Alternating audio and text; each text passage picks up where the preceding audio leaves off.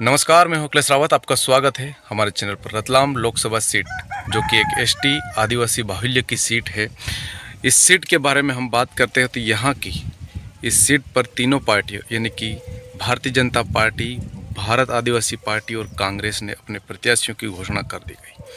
आपने देखा होगा कि जिस तरह से अनिता नागर सिंह चौहान को भारतीय जनता पार्टी ने टिकट दी और कांग्रेस ने कांतिलाल भूरिया को टिकट दी और भारत आदिवासी पार्टी ने इंजीनियर बालू सिंह गामोड़ को टिकट दी। जैसे ही सर्वप्रथम पहली लिस्ट में भारतीय जनता पार्टी की अनिता नागर सिंह चौहान को यहाँ से प्रत्याशी बनाया गया और उन्होंने उसी दिन से इन तीनों जिलों में बैठकें शुरू कर दी।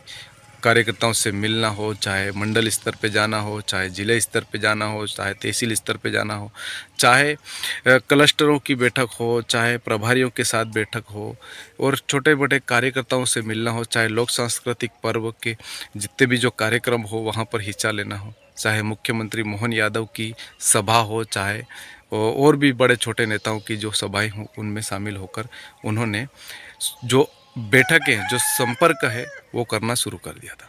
और लेकिन उससे 20 दिन बाद, 20 से 25 दिन बाद कांग्रेस ने भी अपना प्रत्याशी घोषित किया। कांग्रेस ने पूर्व कैबिनेट मंत्री कांतिलाल भूरिया को अपना प्रत्याशी बनाया गया और आपने देखा होगा कि कांतिलाल भूरिया को जैसे ही टिकट मिला उन्होंने अपने इन क्षेत्रों में, चाहे झाबुआ ज़िले में हो, चाहे झाबुआ ज़िले में उनको टिकट 2-3 दिन पहले ही मिली है और उनको मिलने के बाद उन्होंने झाबुआ के उन तमाम क्षेत्रों में घूमना झाबुआ अलीराजपुर के कर दिया है। आपने भारत जोड़ो न्याय यात्रा में देखा होगा कि राहुल गांधी की जो भारत जोड़ो न्याय यात्रा रतलाम पहुंची थी तो उसका पूरा मैनेजमेंट और पूरे कार्यकर्ताओं को और पूरा प्रभार कांतिलाल भूरिया ने संभाला था। तो कहीं ना कहीं कल आपने देखा होगा कांतिलाल भूरिया जैसे ही टिकट मिली उन्होंने थांदला हो, चाहे झाबुआ हो, मेघनगर हो, इतने प्रत्येक जो यहाँ के जो आदिवासी बेल्ट है यहाँ पर उन्होंने उनका प्रचार शुरू कर, यानी कि कार्यकर्ताओं के बीच में बैठकें शुरू कर दी गई और उन्होंने संकल्प लिया है कि इस बार हम जीतेंगे चुनाव। आपने देखा होगा कि भारत आदिवासी पार्टी ने भी अपना प्रत्याशी घोषित कर दिया है और उन्होंने जैसे ही प्रत्याशी घोषित किया है और पूरे क्षेत्र में देखा होगा कि पूरे क्षेत्र में उनकी भी मीडिया से चर्चाएं हो रही है, चाहे सोशल मीडिया हो, चाहे धरातल पर हो। तो ऐसी उनकी तमाम, तो ये सारी जो कार्यक्रम हो, चाहे कार्यकर्ताओं से मिलना हो, तो भारत आदिवासी पार्टी ने भी अपना प्रत्याशी घोषित करके उन्होंने भी मैदानी यानी कि मैदान में उतरना और मैदान में कार्यकर्ताओं से मिलना शुरू कर दिया। लेकिन अभी भी यहाँ पर आम आदमी पार्टी छप्पा बछप्पा और निर्दलीय प्रत्याशियों की अभी घोषणा नहीं हुई है और अप्रैल में यहाँ चुनाव अभियान जो प्रारंभ होगा, यहाँ नामांकन भी भरे जाएंगे और सभी प्रत्याशी अपने अपने नामांकन भरेंगे। उनको चुनाव आयोग की तरफ से डेट मिलेगी कि इतने से इतने दिन तक आप प्रचार करोगे, तो ऐसा होगा। लेकिन हम बात करते हैं कि इस सीट पर जीतेगा कौन, इस सीट पर किसका पलड़ा भारी है। आपने देखा होगा चाहे विधानसभा चुनाव हो, चाहे लोकसभा चुनाव हो, आप 2014 का रिकॉर्ड देख सकते हैं, 2019 का रिकॉर्ड देख सकते हैं। तो 2014 में भी भाजपा जीती थी और 2019 में भी भाजपा जीती थी। तो इस मोदी लहर में भी भारतीय जनता पार्टी के जीतने के आसार हैं और भारतीय जनता पार्टी भी जीत सकती है और कांग्रेस भी जीत सकती है। क्यों? क्योंकि हम कुछ नहीं कह सकते। यहाँ त्रिकोणीय मुकाबला है। कैसे त्रिकोणीय मुकाबला है कि झाबुआ और अलीराजपुर में भारतीय जनता पार्टी और कांग्रेस आगे पीछे रहती है, लेकिन रतलाम एक ऐसा बेल्ट है जहाँ पर भारतीय जनता पार्टी एक तरफा रतलाम ग्रामीण, शहरी और सेलाना में होती है, तो वहाँ से भारतीय जनता पार्टी जीतती है। आपने 2014 में स्वर्गीय दिलीप सिंह भूरिया और कांतिलाल भूरिया के बीच में जो फाइट हुई थी, आपने देखी होगी कि कांतिलाल भूरिया कई वोटों से हारे थे। लेकिन थोड़े दिनों बाद जब 1 से 1.5 साल बाद उनकी जब मृत्यु हो जाती है, स्वर्गवास हो जाता है दिलीप सिंह भूरिया जी का, तो उनके बाद वहाँ उपचुनाव होता है। तो फिर वही कांतिलाल भूरिया और दिलीप सिंह भूरिया की पुत्री निर्मला भूरिया को वहाँ से उतरती है।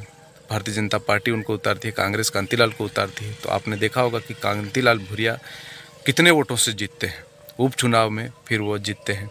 उससे पहले वो लगातार सांसद बनते आए हैं। आपने देखा होगा कि उसकी जो यूपीए की जो सरकार थी, जो कांग्रेस की जो गठबंधन की सरकार थी, उसमें कैबिनेट मंत्री रहे, मध्य प्रदेश में मंत्री रहे और खुद कांग्रेस के प्रदेश अध्यक्ष कांतिलाल भूरिया रहे हैं और साथ साथ में 5 बार के सांसद भी है। और 2019 में आपने देखा होगा कि लोकसभा चुनाव हुआ और 2019 में जैसे ही भारतीय जनता पार्टी ने विधायक गुमान सिंह डामोर को टिकट दी और विधायक से उन्होंने इस्तीफा दिया, टिकट की गुमान सिंह डामोर को दी और देने के बाद में कांग्रेस ने कांतिलाल भूरिया को फिर पुनः 2014 से उपचुनाव जीतने के बाद फिर उनको उतारा। तो 2019 वाले लोकसभा चुनाव में कांग्रेस यहाँ 90,000 वोटों से अधिक वोटों से हारी और यहाँ से गुमान सिंह डामोर जो जीते। लेकिन उसके बाद भी यहाँ कांतिलाल भूरिया चुप नहीं बैठे। जब गुमान सिंह डामोर ने विधायक से इस्तीफा दिया, इस्तीफा देने के बाद में जब इस्तीफा देने के बाद में फिर यहाँ उपचुनाव हुआ विधानसभा, तो कांग्रेस ने कांतिलाल भूरिया को फिर से विधायक का टिकट दिया और उन्होंने टिकट वहाँ से जीती। तो कहीं ना कहीं आपने देखा होगा कि जो 2019 और 2014 का जो चुनाव आपने देखा होगा, जिस तरह से ये मोदी लहर है और अभी पूरे देश भर में मोदी लहर मतलब यानी कि 400 पार का जो लक्ष्य लेकर भारतीय जनता पार्टी जो चल रही है, तो कहीं ना कहीं यहाँ पर भी कुछ भी हो सकता है।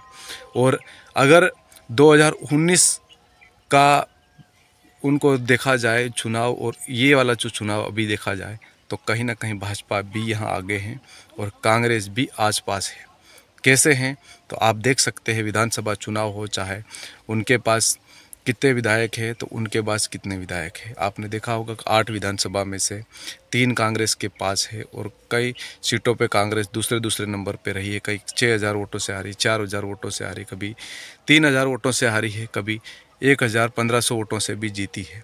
तो कहीं ना कहीं कांग्रेस के पास यहाँ 3 विधायक है और एक भारत आदिवासी पार्टी का जो MLA है कमलेश्वर डोडिया जो कि सेलाना से, वहाँ कांग्रेस पार्टी दूसरे नंबर पे रही है।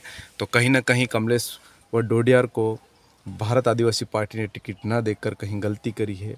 और अगर कमलेश्वर डोडियार पहले कह चुके थे कि हम प्रत्याशी बनेंगे भारत आदिवासी पार्टी से और यहाँ से हम लड़ेंगे, तो कहीं ना कहीं वो खटास है उनके मन में भी। तो कहीं ना कहीं वहाँ चेलाना विधानसभा से भारत आदिवासी पार्टी को भी नुकसान हो सकता है, या फिर भारत आदिवासी पार्टी या फिर जयस नामक संगठन भी कुछ खेल कर सकता है। तो कहीं ना कहीं आपने देखा होगा कि यहाँ पर जो कि अनिता नागर सिंह चौहान हैं, जो कि अलीराजपुर के विधायक उनके पति जो नागर सिंह चौहान है, लगभग 4 बार के वहाँ से विधायक हैं। और आपने देखा होगा कि वो बड़े बड़े पद पे रहे हैं पार्टियों के, चाहे प्रदेश उपाध्यक्ष हो, चाहे अजजा मोर्चा के हो, चाहे ऐसे प्रत्येक उन पदों पे रहे हैं। और अभी वर्तमान में वह कैबिनेट वन मंत्री है, यानी कि मध्य प्रदेश की जो डॉक्टर मोहन यादव की सरकार में कैबिनेट मंत्री है। और तो और आपने देखा होगा कि इन तीनों जिलों यानी कि रतलाम, झाबुआ और अलीराजपुर, इन तीनों जिलों को मिलाकर एक सीट बनती है रतलाम लोकसभा सीट। तो रतलाम लोकसभा सीट से यहाँ इन तीनों जिलों में तीनों कैबिनेट मंत्री, यानी कि मध्य प्रदेश की डॉक्टर मोहन यादव सरकार में तीनों यहाँ कैबिनेट मंत्री हैं। तो कहीं ना कहीं ये प्रेशर भी रहेगा और कहीं ना कहीं देखा जा रहा है कि भारतीय जनता पार्टी के उन बड़े नेताओं ने ये भी सोचा होगा कि अगर ये सीट टफ है, आपने देखा होगा गुमान सिंह डामोर के द्वारा यहाँ पर कोई बड़े कार्य नहीं किए गए हैं, कोई ऐसी बड़ी उपलब्धि नहीं है जो हम उनके बारे में बता सकते हैं। कभी किसी के यहाँ टैंकर मिले हैं तो कहीं किसी के यहाँ टैंकर मिले नहीं हैं, कोई कार्यकर्ता संतुष्ट है तो कोई कार्यकर्ता संतुष्ट नहीं है। और कहीं ना कहीं यहाँ पर गुटबाजी का जो खेल पूरे इन तीनों जिलों में हुआ है, तो इसके कारण कहीं ना कहीं भाजपा को भी उसका नुकसान पहुँच सकता है और ऐसा माना जा रहा है। लेकिन फिर भी कांग्रेस में भी आपने देखा होगा गुटबाजी कांग्रेस में भी है।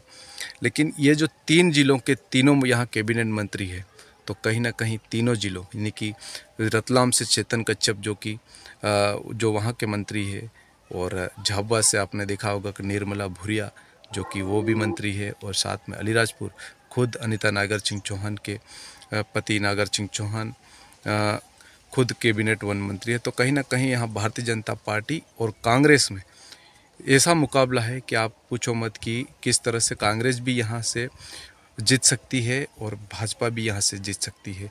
आपने आंकड़े देखे होंगे, अभी भी यहाँ से कल आपने देखा होगा कि विधायकों के बयान, विवादित बयान वायरल हो रहे हैं। कोई भील की बात कर रहा है, कोई भिलालक की बात कर रहा है। तो ये जातिगत समीकरण भी यहाँ बैठने के आसार है। तो कहीं कांग्रेस भी यहाँ जीत सकती है और भारत आदिवासी पार्टी भी यहाँ से, जो हर विधानसभा में तीसरे नंबर पे रही है, तो हर विधानसभा में उनका प्रत्याशी तीसरे नंबर पे रहा है। तो कहीं ना कहीं यहाँ से भारत आदिवासी पार्टी और भारतीय जनता पार्टी और कांग्रेस, यहाँ त्रिकोणीय मुकाबला है। लेकिन किसी को कह नहीं सकते कि अनीता नागर सिंह चौहान जीतेगी या फिर कांतिलाल भूरिया या फिर इंजीनियर बालू सिंह गामड़।